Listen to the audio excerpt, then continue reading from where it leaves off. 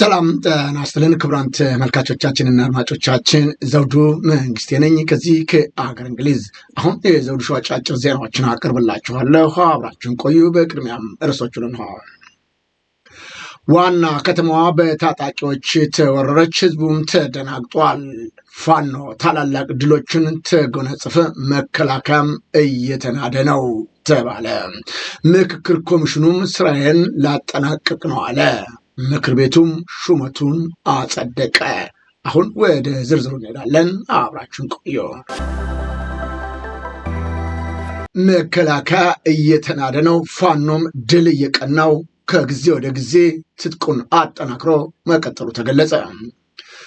ከመሸ ከአንድ ቲም በላይ የሚሆኑ የሰራዊቱ አባላቶች ፋኖን መቀላቀላቸው ነው የተገለጸው። ከሸበል በረንታ መርገጭ ከተማ ያገዛዙ ሰራዊት 601ኛ ኮር 52ኛ ክፍለ ጦር 5ኛ ሬጅመንት ቀኝ መሐንዲስ የነበሩ ያገዛዙን በመክዳት ነው ቴዎድሮስ እዝ 20ኛውን 201ኛ ኮር 64ኛ ክፍለ ጦር መቀላቀላቸው የተገለጸው። በዚሁም መሰረት አማኑኤል የሸዋስ፣ ነጻነት አበበ፣ ማሩ ውለታው በተጨማሪም በደራ ወረዳዎችም የሚገኙ የአገዛዙ ሰራዊት 6ኛ እዝ 601ኛ ኮር እና 605ኛ ኮር 26ኛ ክፍለ ጦር 1ኛና 5ኛ ሬጅመንት አባል የነበሩ መሆናቸውም ታውቋል። በሌላም በኩል ዮሐንስ ምስጋናው፣ ግዛቸው ክንፉ፣ ደሳለኝ ደሞዝ፣ ብርሃነ ጥላሁን፣ ሙሀባ እንዳልኬ፣ ሞገስ ዳዊት፣ ዋለልኝ ይበን የተባሉ ከሰሜን ሸዋ ደራ ወረዳ እልኩራ ቀበሌ ያገዛዙን ሰራዊት በመግዳት 64ኛውን ክፍለ ጦር በሰላም መቀላቀላቸው ነው የተገለጠው። በሌላም በኩል የአብይ 57 ክፍለ ጦር አባል ወታደር ያገዛዙን አማራ ጨቋኝ፣ አማራ ጨፍጫፊ ስለሆነ የአማራ ፋኖን ለመቀላቀል መወሰኑንም ገልጿል። ብዙዎቹ የመከላከያ አባላቶች በመከላከያ ውስጥ እየተደረገ ያለውን ዘረኝነት፣ ጎጠኝነት የተሞላበትና እንደዚሁ ደግሞ በንጹሐን ላይ እየተፈጸመ ያለውን ግድያ በመቃወም መከላከያን እየጣሉ ፋኖን መቀላቀላቸው ነው የተገለጸው። በብርሃኑ ጁላ ጦር እስከ ሙሉ ትጥቁም በመክዳት ሰራዊቱን የተቀላቀለ ወታደር በላይነህ ይበልጤ መኮንን የጎንደሬ በጋሻው ክፍለ ጦርን በመቀላቀል ለመታገል መወሰኑን አስረድቷል። ወታደር በላይ ይበልጥም ይህንን በተመለከተ እንዲህ ስል እጁን ከሰጠ በኋላ ተናግረዋል። በላይነህ ይበልጤ መኮንን እባላለሁ። ይኸው ያለሁት አሁን ከፋኖች ጋር ነው፣ ከአማራ ልዩ ኃይል ፋኖ ጋር ነው ያለሁት። ቀደም ስራዬ መከላከያ ሰራዊት ነበረ። የመከላከያ ሰራዊት አህዴ 57ኛ ክፍለ ጦር 4ኛ ሬጅመንት በነበርኩበት መሐንዲስ ነበርኩኝ። ከ4ኛ ሬጅመንት መሐንዲስ ወጥቼ በተደጋጋሚ ጊዜያቶች በመከላከያ የሚደርስባቸውን በደልና ግፍ በተለይም አማራ ወታደሮች ላይ እየገፋ በመምጣቱ ብዙዎቹ ጥለው በመቀላቀል ላይ ናቸው ፋኖን። ከዚህ በኋላ ይህንን ገዳይ ስርዓተ መንግስት የምንደግፍበትና ከሱ ጋር የምንቀጥልበት ምንም አንዳች ነገር የለንም ሲሉም ነው የገለጹት። ከዚህ በኋላ የመከላከያ ኃይሉ እየፈራረሰ ወደ ፋኖ የመቀላቀሉ ብዛትም እየጨመረ መምጣቱም ተገልጿል። በደፈጣ ጥቃት ፖሊሶች ላይ እርምጃ ተወሰደ። የአማራ ፋኖ ብሔራዊ ኃይል በአማራ ቀጠና ቴዎድሮስ እዝ 201ኛው ክፍለ ጦር 64ኛውና 74ኛው ክፍለ ጦር በሸበል በረንታ ወራደር ገዳያሶ ቀበሌና መርጦ ለማርያም ተጋድሎ ሲያካሄድ ከቆየ በኋላ ድል መጎናጸፉ ነው የተገለጸው። በሸበል በረንታ ወረዳ ወጥፋ ጎጥ ህዳር 24 2018 ከሌሊቱ 8 ሰዓት በነበረው የጨለመ ጨበጣ ውጊያ ነው በርካታ የሰራዊቱ አባላቶች ሲደመሰሱ፣ በረከት ታደሰ የሚባል ያገዛዙ ሰራዊት አባል በምስሮች በላይ ዘለቀና የሽፈራው ገርባው ልጆች የተማረከ ሲሆን መርጦ ለማርያም ላይ 2 ፖሊሶችን እርምጃ መወሰዱና ጀብዱ ሰርተው መውጣታቸው ነው የተገለጸው። ፋኖቹም በውጊያው 64ኛው ክፍለ ጦር አመራሮችና ጥምር ጦሩ እና 1ኛ ሬጅመንትና ሸበል በረንታ ደጀን ህዝቦች ተሳትፈዋል። በውጊያው ላይ ከፍተኛ ድልም ተጎናጽፈዋል። ሁለቱም የአማራ ፋኖ አደረጃጀቶች የተሳተፉበት ለተከታታይ 2 ቀናት በወሰደው የተቀናጀ ተጋድሎ ጀግናው የአማራ ነጻ አውጪ ፋኖ በአገዛዙ ሰራዊት ላይ ታላላቅ ድሎች በመቀዳጀት ወታደራዊ ጠቀሜታ ያላትን ደገር ከተማን መቆጣጠሩ ተገለጸ። የአማራ ፋኖ ህዝባዊ ድርጅት አፋሕድ እና የአማራ ፋኖ ብሔራዊ ኃይል አፋብኃ እዞች በተውጣጡ ሻለቆች ለተከታታይ 2 ቀናት በተደረገ በአይነቱ ለየት ያለ ቅንጅት ኦፕሬሽን ነው ጀግናው የአማራ ፋኖ ሰራዊት ራሱን የሀገር መከላከያ ሰራዊት ብሎ በሚጠራው ኃይል ላይ ድል መቀዳጀቱ የተገለጸው። የአማራ ፋኖ ህዝባዊ ድርጅት እንደዚሁም ደግሞ የአማራ ፋኖ ብሔራዊ ኃይል በጋራና በአንድነት መስራት ከጀመሩ በኋላ ትላልቅ ድሎች እየተቀናጁ መሆኑን ታውቋል። የመከላከያ ኃይል ያለ የሌለ ኃይሉን ከጃማ ዶጎሎ ከከላ ወረዳ እንዲሁም ከደሴ ከተማ ወደ አገር ከተማ በማንቀሳቀስ ነው። በጀግናው የአማራ ፋኖ ቅንጅት ኦፕሬሽን እስከ ምሽቱ 4 ሰዓት ድረስ በተደረገ ከፍተኛ ውጊያ ጠላት ከፍተኛ ኪሳራ ያስተናገደ ሲሆን አዳሩን ጨምሮ በተካሄደው ከፍተኛ ውጊያ የአገዛዙ ሰራዊት የሻለቃ መሪውን ጨምሮ በርካቶች ሙትና ቁስለኛ ሲሆኑ ጠላት በሚጠቀምባቸው አንዳንድ የቡድን መሳሪያዎች ድሽቃን በነበልባሉ ሰራዊት ከጥቅም ውጭ መሆናቸው ታውቋል። በዚህም ከባድ ምት የተደናገጠው ጠላት በወሎ ቤተ አማራ ደገር ከተማ አቅራቢያ የሚገኘውን ደንጎ ተራራ ዙሪያ ያለውን ጥብቅ ደን በሞርተር በዙ 23 እና በቢኤም በማጥቃት አውድሞታል። ከወሎ ቤተ አማራ ሰፊ ቀጠና በመሸፈን በደገርና አካባቢው ላይ በተካሄደ የተቀናጀ አውደ ውጊያ ነው አፋድ ወሎ ቤተ አማራ ጠቅላይ እዝ፣ ጎጃም ጠቅላይ ግዛት እዝ እና ሸዋ ጠቅላይ ግዛት እዝ የእዙ ቃኝ እንስር ሻለቃ የአጼ አምደ ጽዮን ኮር የአጼ ዳዊት ክፍለ ጦር ቃኞች የኮሩ ቃኞች እንዲሁም የአጼ ዳዊት ክፍለ ጦር የታደለ ጠና ሁለተኛ ሻለቃ በጠላት ላይ በወሰዱት የጋራ ኦፕሬሽን ነው ታላቅ ድል በመጎናጸፍ ወታደራዊ ጠቀሜታ ያላትን የቤተ አማራ ደገር ከተማ በቅንጅት ተቆጣጥረዋታል። በጋራና በአንድነት በሚደረጉ ተጋድሎች ውጤቱ እየመጣ መሆኑም ታውቋል። በምስራቅ ሐረርጌ ሀገረ ስብከት መርቲ ወረዳ የሚገኘው በፈንቀላ ቀበሌ የ60 ዓመቱ አቶ ጌታሁን ገብረመድህን ትላንትና ማታ በ2 ሰዓት መገደላቸው ተገለጠ። አርሲ ዛሬም በኦርቶዶክስ ላይ ጭካኔ ያለበት ውሳኔ እየወሰኑ እየተገደሉ ነው። መንግስት ማንም ሊደርስላቸው አለመቻሉ እውን በሀገር ውስጥ መንግስት አስተዳደር አለ ወይ ያስብላል ብለዋል ብዙዎቹ። እንደ ጅረት የሚፈሰው የአርሲ ኦርቶዶክስን ሞት ሊያስቆመው የሚችል ኃይል አልተገኘም። በፍጹም መንግስት የሚታገሉና ድምፅን የሚሆኑ ሰዎች በማሰር ግድያውን ያለምንም ከልካይነት ለማስቀጠል ቆርጦ እየሰራ እንዳለ ነው ከስፍራው የደረሱን መረጃዎች የሚገልጹት።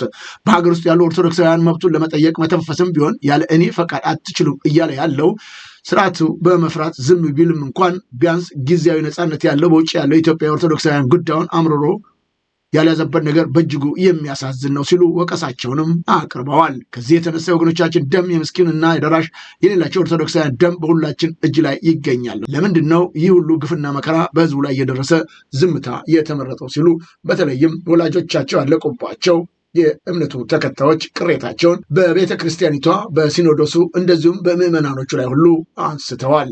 መንግስት ምንም ሊደርስልን አልቻለም። ይሁን እንጂ በሀገርም በውጭም ያላችሁት ይህንን ጉድና መከራ እያያችሁ ለምን ዝም አላችሁ ሲሉ ቅሬታቸውንም አሰምተዋል።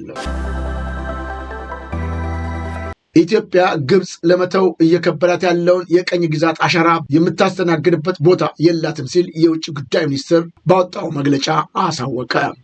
ሚኒስትሩ በማህበራዊ ሚዲያው በጋራ ጽሁፉ የግብፅን ባለስልጣናት ከኢትዮጵያ ጋር ውይይት በመሸሽ የተሸሸጉና ያልተሸሸጉ ማስፈራሪያዎችን የሚፈጽማቸው መግለጫዎች የግብፅ መንግስት የ21ኛውን ክፍለ ዘመን እውነታዎችን ለመቀበል አለመቻሉ የሚያሳዩ መግለጫዎች ናቸውም ሲል ተችቷል።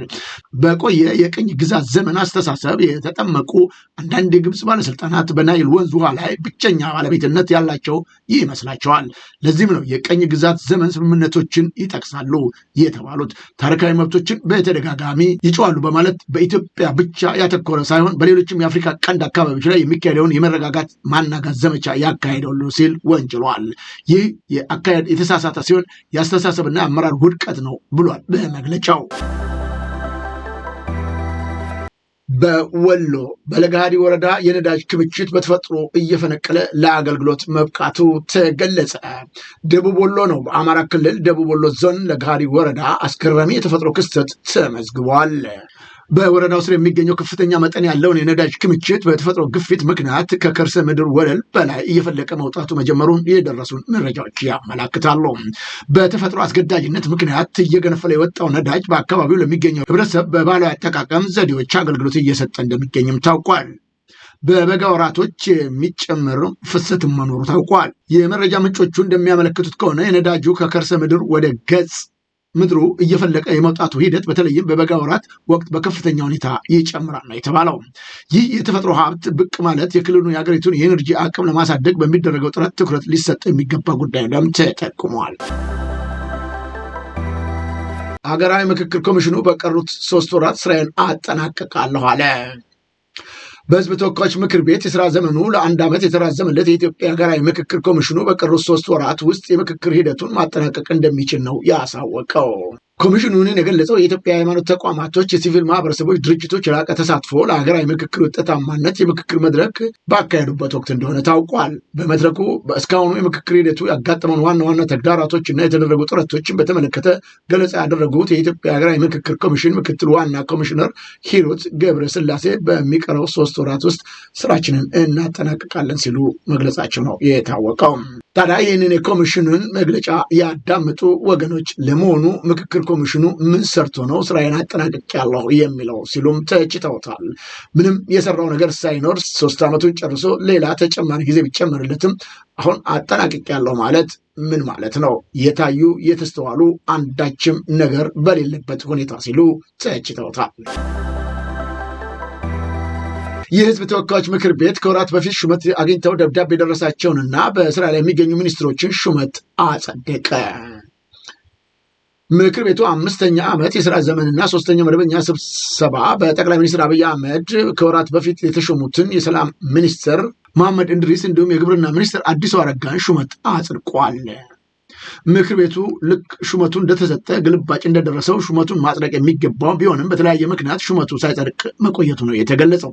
የሰላም ሚኒስትር አቶ መሐመድ እንድሪስ 1 ዓመት ለሚያህል ጊዜ ተቋሙን እየመሩ የሚገኙ ሲሆን አቶ አዲሱ አረጋም የግብርና ሚኒስትር ከሆኑ ወራት አስቆጥረዋል። መቀሌ በታጣቂዎች ተወራለች። ህዝቡም ድንጋጤ ውስጥ ገብቷል ተባለ። ታጣቂዎቹ ብሬን፣ ላውንቸር፣ ድሽቃ የታጠቁ መሆናቸው ነው የተገለጸው። ከስፍራው ያገኘናቸው መረጃዎች በህወሓት የሚተዳደረው የንግድና ሌሎች ድርጅቶች ባንክ አካውንት እንዲታገድ ለሁሉም ባንኮችም ተጽፏል ተባለ። የአርሚ 31 የጦር አመራሮች እንዋጋለን አንዋጋም በሚል ለሁለት የተከፈሉ ሲሆን አንዋጋም ያሉት መሳሪያቸውን ለቤተሰቦቻቸውና በነፃ መሬት ለሚንቀሳቀሰው ታጣቂዎች እየሰጡ መሆኑን ምንጮቹም እንዲሁ አክለው ገልጸዋል። ከሰሞኑ የኢትዮጵያ አየር ኃይል በመቀሌ ቅኝት ሲያደርግ እንደነበረም ነው ምንጮቹ የገለጹት። ታዲያ በዚህ ሁኔታ ገና ስራ ላይ ስለሆን መጀመሪያ ስራውን እንጨርስ የትግራይ ክልል ሰላምና ጸጥታ ቢሮ ቢገልጽም ይሁን እንጂ መቀሌ ተወራለች። ታጣቂዎቹ በደሞዝ ጥያቄ የትግራይ ጊዜያዊ አስተዳደር ታደሰ ወረደን ሌተናንት ጀነራል ቢሮ ከበው አስገብተው እንደነበረና በኋላም ጊዜያዊ አስተዳደሩ ሊያናግዳቸው ስብሰባ መግባታቸው ጉዳዩን የተከተሉ የመቀሌ ነዋሪዎች ገልጸዋል። ቲካፍ ታጋዮች ደሞዝ ስላልተቀበል ትላንትናም ከፍተኛ ውጥረት ነበር። ትላንት ከተማው ሙሉ በሙሉ ጸጥታ ኃይል በልዩ ሁኔታ ስትጠበቅ እንደዋለችም ነው የገለጹት ነዋሪዎቹ። በዛሬው ዕለትም ደግሞ አርሚ 31 የሚባለው ታጣቂዎች ደሞዝ ባለመከፈሉ ባደረባቸው ቅሬታ ወደ ጊዜያዊ አስተዳደር ቢሮ እንዳመሩና በአካባቢው የወትሮ እንቅስቃሴ እንደተገታም አስረድተዋል። ታጋቾቹ ዛሬ ያሰሙት መፈክር የለም። መሳሪያቸውን በቡድንና በግል እያያዙ ትናንት ማታ ተበትነው ነው ያደሩት። ዛሬ ወደ ጊዜያዊ አስተዳደሩ ቢሮ ያመሩት መሳሪያ አልያዙም። መሳሪያ ያዙት በዳር ቦታቸውን ይዘው ቁጭ ብለው ነበር፣ አይንቀሳቀሱም ነበር ሲል ነው መረጃው ያከለው። በቦታው አቅራቢያ ድረስ ተገኝተው የሆነ ያለውን በትክክል የተመለከቱት ነዋሪ ድምፅ ወያኔ ትግራይ ቴሌቪዥን አካባቢዎቹ በታጣቂዎች ተከቧል ብለዋል። ታጣቂዎቹ ማንም እንዳያነጋግረን ብለው ነበር። አቶ አማኑኤል አሰፋና ፍሳ ማንጁስ ሊያነጋግሯቸው ተስማምተዋል ሲሉ ዛሬ ተናግረዋል። አሁን ስብሰባ ገብተዋል፣ እነርሱ ብቻ ያነጋግሩን ብለው ታጣቂዎቹ ተስማምተው ነው። አካባቢው መንገድ በሙሉ ዝግ ነበር። የነዋሪዎቹ እንቅስቃሴ በፍጹም የለም። አርሚ 22 ባደረገው እንቅስቃሴ ፍራቻ የአርሚ 22ን የ1 ወር ደሞዝ መክፈል ዛሬ ጀምሯል። አርሚ 22 የሚባሉት ታጣቂዎች እንቅስቃሴ አድርገው ነበር ጥያቄ ለማቅረብ፣ አሁን ደሞዝ እየከፈሏቸው ነው የሚል መረጃ ከስፍራው ወጥቷል። ድምፀ ወያኔ ትግራይ ቴሌቪዥን አካባቢው ታጣቂዎች እንቅስቃሴ እያደረጉ እንደሆነ በከተማው የጸጥታ ድባብ ሰሞኑን ጥሩ እንዳልሆነ ነዋሪዎቹ ገልጸውልኛል ብለዋል። የሆነው ምንድን ነው ስንል የጠየቅናቸው የክልሉ የሰላምና ጸጥታ ቢሮ አካል የሆኑት አቶ ረዴ ፍሳ በሁኔታው ገና ስራ ላይ ስላልሆን መጀመሪያ ስራውን እንጨርስ ሲሉ ምላሽ ሰጥተዋል። መቀሌ ዛሬም ውጥረት ውስጥ ነው የምትገኘው። እስካሁን ለሚዲያ የተሰጠ መግለጫ ስለሌለ ከአሁን በኋላ እንሰጣለን፣ አሁን አልቻልንም ያሉት እኚሁ አካል በዙሪያው አዲስ ነገር የለም፣ ነገር ግን ለሚዲያ ማብራሪያ ለመስጠት አይቻልም፣ መጀመሪያ ስራውን እንጨርስ፣ ከዛ በኋላ ነው ለሚዲያ መረጃ የምንሰጠው ሲሉ ነው የገለጹት። የመቀሌ ከተማ ከንቲባ ስለ ጉዳዩ ለማነጋገር ተጨማሪ ጥረት ቢደረግም ይህ ዘገባ እስከተናቀበት ጊዜ ድረስ ስልካቸው እንዳልሰራ ነው የተገለጠው። የክልሉ መንግስት ፕሬዝዳንትም አሁን በቃኝ ደክሞኛል ስራዬን መልቀቅ ፈልጋለሁ ማለታቸውም ተገልጧል። በተለይም ለዚህ ጉዳይ ወይም የመፈንቅለ መንግስት እንቅስቃሴ ነው የሚሉ ወገኖች ያሉ ቢሆንም ለዚህ ጉዳይ ዋናው እጁ አለበት እየተባለ ዛሬም የሚተቸው የፌዴራል መንግስቱ መሆኑ ታውቋል። ምክንያቱም ለክልሉ መንግስት ሊፈቀድ የሚገባው በጀት በማገዱ ከ2 ወራት በላይ መሆኑንም ከዚህ ቀደም መግለጫ መስጠታቸውና የዘውዱ ሾው ሚዲያ መዘገቡ የሚዘነጋ አይደለም።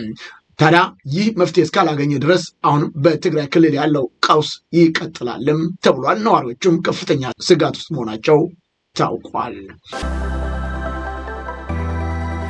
አሁን ወደ ውጭ ዜናዎች እናመራለን። ሱዳን በደቡብ ሱዳን የእርዳታ አውሮፕላን ከተጠለፈ በኋላ መገኘቱ ተነገረ። ንብረቱ የወንጌላዊት ክርስቲያን የእርዳታ ቡድን የሆነው አውሮፕላን በታጠቀ ግለሰብ ከተጠለፈ በኋላ ነው አብራሪው ወደ ቻድ እንዲበር ተደርጎ እንደነበረ የታወቀው። አውሮፕላኑ የሕክምና ቁሳቁሶችን ጭኖ እንደነበረ ሲዘገብ ታጣቂ አውሮፕላን ውስጥ ቀድሞ ገብቶ መደበቁ ነው የተገለጸው። ግለሰቡ ለምን ወደ ቻድ መብረር እንደፈለገ ያልተገለጸ ሲሆን አብራሪው አውሮፕላኑ ነዳጅ እንደሚያስፈልገው ከነገረው በኋላ ዋው በተባለች ከተማ ማረፉ ጠላፊው መያዙም ተነግሯል። ግለሰቡ በጁባ ኢንተርናሽናል ኤርፖርት የሚገኘውን የአየር ቻርተር ድርጅት ልብስ ለብሶ ነበር ሲባል ድርጅቱ እንደዚህ አይነት ሰራተኛ እንደሌለው አሳውቋል። ባለፈው ሳምንት በተመሳሳይ እርዳታ ድርጅት አውሮፕላኑን የምግብ እርዳታ ጭኖ ሲጓዝ ተከስክሶ በአውሮፕላኑ ውስጥ የነበሩ 3 ሰዎች መሞታቸው ይታወቃል። በጋዛ 54 ጥንዶች በአንድ ቀን ጋብቻቸውን መፈጸማቸው ግርምትን ፈጠረ። በደቡብ ጋዛ በእስራኤልና ሐማስ ጦርነት በእጅጉ በተጎዳቸው ካን ዩኒስ መንደር ነው 54 ጥንዶች በአንድ ቀን ጋብቻቸው መፈጸማቸው የታወቀው። በእስራኤልና ሐማስ መካከል በተደረሱ የተኩስ አቁም ስምምነት መሰረት የጋዛ ሰርጥ ወደ ሰላም እየተመለሰ በሚገኝበት በዚህ ወቅት የተደረገው የሰርግ ስነ ስርዓት በብዙዎቹ ዘንድ የተስፋ ነጸብራቅም ተደርጎ ተወስዷል። እንደነዚህ አይነት የደስታ ጊዜ ያስፈልገን ነበር። ከነበርንባቸው አስከፊ ጊዜያቶች በኋላ በደስታ ተሰባስበናል። ይህ ጊዜ የማይታመን ነው ሲሉም ተጋቢ ሙሽሮቹ ተናግረዋል። ክቡራን ተመልካቾቻችንና አድማጮቻችን ለአሁኑ ያቀረብኩላችሁ የዘውዱ ሾው አጫጭር ዜናዎች እነዚህን መስሎ ነበረ። የዘውዱ ሾው ሚዲያን ሼር፣ ላይክ እንደዚሁም ደግሞ ሰብስክራይብ በማድረግ ወዳጅ ቤተሰቦቻችን እንድትሆኑ በማክበር ከወዲሁ እየጋበዝን ዜናዎቻችንን አበቃን። ከዜናዎቹ ጋር እስካሁን አብሬያቸው የነበርኩት እኔ ዘውዱ መንግስት የነበርኩ። በቀጣይ ዝግጅታችን እስከምንገናኝ ሰላም ጤና ይስጥልኝ።